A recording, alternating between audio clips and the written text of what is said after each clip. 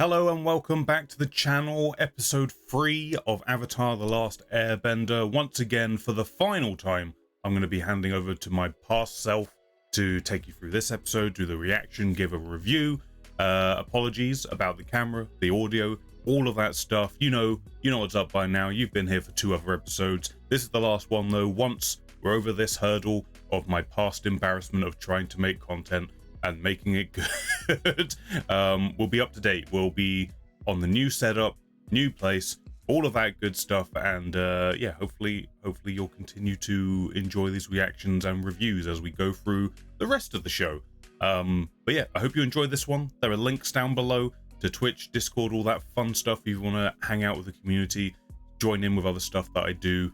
But yeah, that's it. Enjoy episode 3 of Avatar The Last Airbender and all my thoughts and feelings about it as we went through. From what I remember about this one, it went to some darker places, which was interesting. So yeah, I had some things to say about it. So without further ado, episode 3. Enjoy past me. There we go. Woo! The Southern Air Temple. All right, we're getting straight into that air temple goodness, apparently. The air temple is one of the most beautiful places in the world. Aang, I know you're excited, but it's been 100 years since you've been home. That's why Yeah, I'm so excited. be prepared to be a bit disappointed. Sokka, wake up! There's a prickle snake in your sleeping bag. Great, you're awake. Let's go. What a dick. I applaud it though. Captain Zhao. It's Commander now. The Fire Lord's brother and son are welcome guests anytime. What brings you to my harbor? Our ship is being repaired. Yeah, we got That's quite fucked. a bit of damage. Yes. You must regale me with all the thrilling details. Join me for a drink? That's the most intense invite to a drink. Before we get to the temple, I want to talk to you about the Airbenders. What about him? They vanished. The Fire Nation is ruthless. They killed my mother. They could have done the same to your people. My guess is that they have gone somewhere. My educated guess is that I don't think they're all dead. They're probably not going to be here though. The Southern Air Temple. We're home, buddy. We're home. Chewie, we're home. We haven't found him yet. Did you really expect to? The Avatar died 100 years ago, along with the rest of the Airbenders. Alright, well, they seem pretty convinced they're all dead. The Avatar is the only one who can stop the Fire Nation from winning this war. If you have an ounce of loyalty left, you'll tell me what you've found. It's like you said. The Avatar probably died a long time ago. Super not convinced. Super not convinced. The crew as they confirmed Prince Zuko had the Avatar in custody. They just outed him. Completely outed him. He's not having a good time, that kid, is he? Everything just goes wrong for him. So that's where my friends and I would play airball. And over there is where the bison would sleep. And Starting to realize how empty it is. So, this airball game, how do you play? Oh, this seems too dangerous.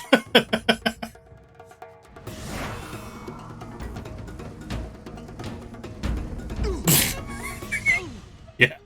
Yep. That went about as expected. thanks. If he finds out that the Fire Nation invaded his home, he'll be devastated. Wonder how they got up here. Meet somebody. If they are meant to only be able to get up here by flying bison. This whole Avatar thing. Maybe the monks made a mistake. The only mistake they made was telling you before you turned 16. That would be a lot to put on a kid. By the way, you're like the most powerful person on the planet. Enjoy. Question.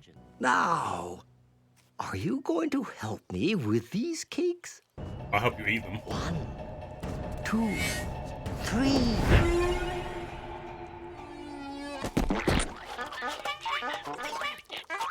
That's time well spent, if you ask me. They use the same sound effect as Jason Goes to Hell, though. Katara, whoever's in there might help me figure out this Avatar thing. And whoever's in there might have a medley of delicious cured meats.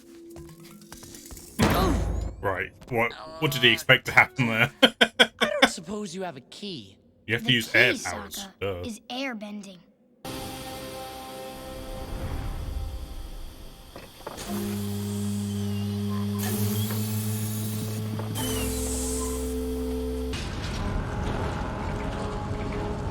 Pretty cool.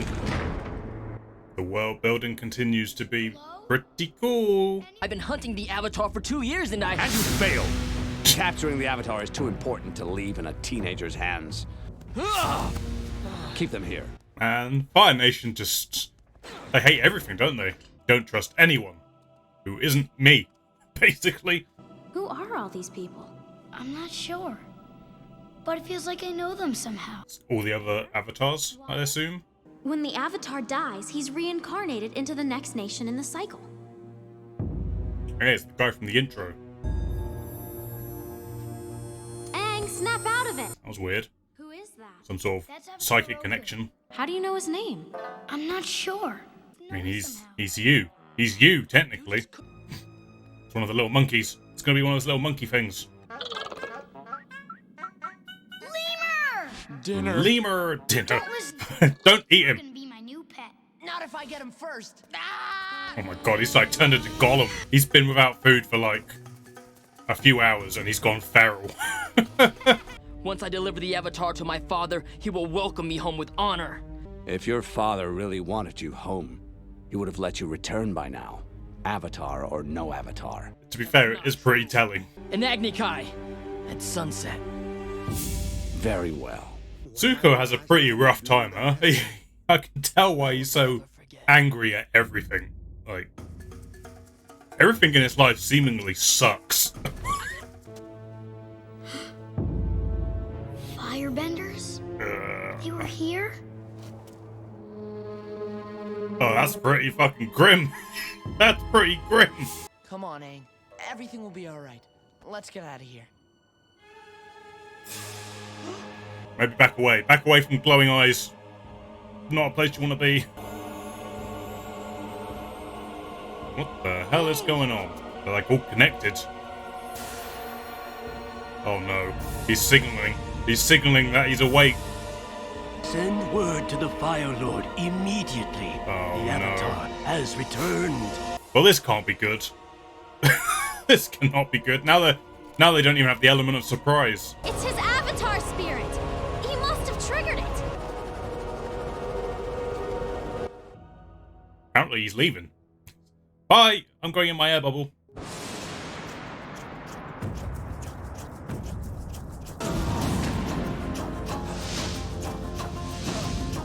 Stop trying to hit me and hit me, as Morpheus would say.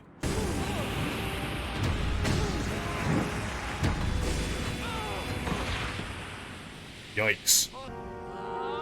Oof. Oof. Oh, we get it 3 times. Oh, he fucking did it. Knocked him off his feet.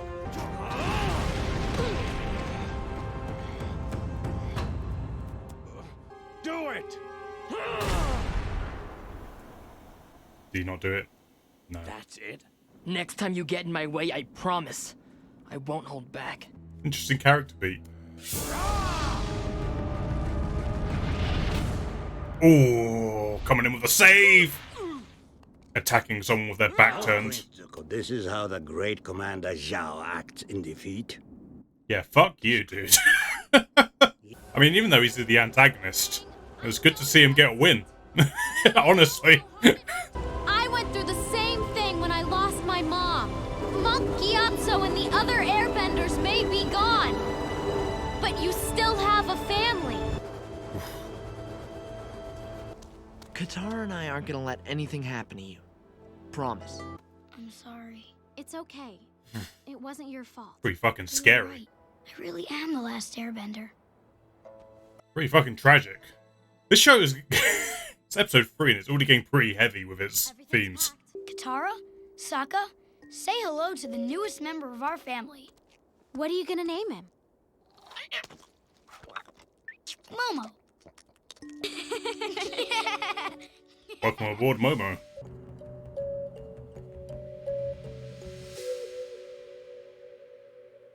There we go. That was a pretty heavy episode for episode 3. Alright, episode 3 of Avatar. That was, again, it played into the themes of like the consequences of war, which the other 2 episodes were dealing with, but in a much more on the nose kind of way. I suppose the big question is he actually the last airbender or not? It certainly seems like that temple gone. Got that. I am interested to know how the Fire Nation found the air temples. Since he says earlier in the episode it's pretty much impossible to get to them unless you have one of the flying beast things there. I've forgotten what it's called. Bison. But the more important thing is just kind of establishing, as far as we know and as far as Aang knows, he is, for all intents and purposes, he is the last airbender. And how is that going to affect his choices in the future and how he behaves and all of that? It's an interesting thing. And again, like I say, it's playing into that theme of consequences of war and being isolated and trying to find new things to motivate you to keep pressing forward and all that stuff. Like, it's pretty, for a Nickelodeon cartoon, it's pretty heavy themes, and especially within the third episode of the show to be dealing with. We actually also learned quite a lot more in a more personal way about Prince Zuko. I'm going to pronounce these names wrong until I've got through a few episodes of film, but it was interesting to get a better idea of what his exile, what it means to him. It seems like his life has been pretty sucky. Like, it's his dad clearly doesn't love him like a son, or is like, was abusive towards him in multiple ways, emotionally and physically, by the scar on his face. But he did a really good job of setting that all up, so when you had the fight between him and the commander, you find yourself rooting for him, even though in the previous episode he was, very much the antagonist, coming in like Darth Vader into the village and like just being a bit of a dick in general. But this episode did quite a lot to sort of build up some of the background information as to why he behaves like that. And this goes a long way to make him feel more like a three-dimensional antagonist rather than just like a Team Rocket, like, let's do away with them this episode sort of thing. It makes everything feel a bit more real and alive and lived in by giving him this more complicated background. And also just getting to see more of the Fire Nation and their attitudes. They seem to run off of pride, and just like everyone thinks, or a lot of them seem to think that they are the best for the job. Like the commander is like, hey, you're just a stupid teenager, your dad doesn't even love you, I'm gonna deal with this, so sit down and shut up. But equally, the prince has a bit of that mentality as well, but it stems from something else, which this episode sort of sets up. Like, he has a desire to prove himself, and at the moment it seems to be he wants to prove himself to his father to show he's not useless. And it comes from a pretty dark place, honestly, but I do wonder what his story is going to be as the show moves forward, if they're going to move it more into a direction of him just kind of proving it to himself more so than his father. I feel like that's the direction the story will go. It will be more about him proving his, or realizing his own self-worth in that way. And it's definitely an interesting setup, and it makes him more interesting than just your standard sort of cartoon villain, I suppose. So that's some good stuff there. But overall, the episode was just very melancholic, I suppose. It's Aang dealing with the fact that he may be the last airbender, that what he loved in his past has been completely stripped away from him by time, but also war, and the reveal of his old master just being this skeleton amongst all these bodies. Like, he took a lot of Fire Nation people out by the looks of it. That was a big fight, and he was there on his own, and he took out a lot of them. So that's pretty damn impressive. But it is a really grim visual of this kid seeing his masters just it was just a really grim rendition of a skeleton for some reason. It just really hit that's nasty. But I applaud it for going there and being willing to not shy away from the horrors of what it's doing with its themes. I also like that we got a little sneak glimpse of the power that the Avatar might wield. It awakened all the other temples, I presume the Avatar sort of in various different incarnations sort of inhabited, and sort of alerted everyone to the Avatar has returned. Not a good thing in terms of the Fire Nation knowing that, because Element of Surprise is gone and they're going to be hunted left, right, and center. But we also saw the Earth Nation, I presume it is. They are aware that he's out there now, so that presents an interesting place and opportunity going forward. Also, the Water Temple as well. So, you know, there's a lot of possible good things that will come from that. But the thing in my head is just primarily, well, 5 people know, that's bad. But yeah, on top of that, I just like the further exploration of the world building, because it's a really interesting world, and they're building it up piece by piece, and how the like the bending sort of works, and how the different nations might use it within their lands, and all that stuff. That's something I'm interested to see as the show goes forward, like how all the different bending abilities are used almost in everyday life. That kind of interests me a little bit. Like I'm kind of interested to see like what the attitudes are towards people who have these abilities versus people who don't, and you know, all of that kind of stuff as well. A solid episode. I appreciate that they're not pulling their punches in regards to certain things, because they, you know, the first episode sets up that, hey, we're dealing with some pretty dark stuff, and we're not going to pull away from it, but we're going to make it digestible for a younger audience. And you know, so far I'm liking what they're doing. So it's 3 episodes in, good stuff. Thank you for watching this episode, guys. If you enjoyed it, please hit the thumbs up button. It helps me know you liked it. It helps the video get seen by more people. Also, consider subscribing so you don't miss any future videos. That's reviews, reactions, gameplay, all that fun stuff. So check all that out as well, and I'll catch you on the next one.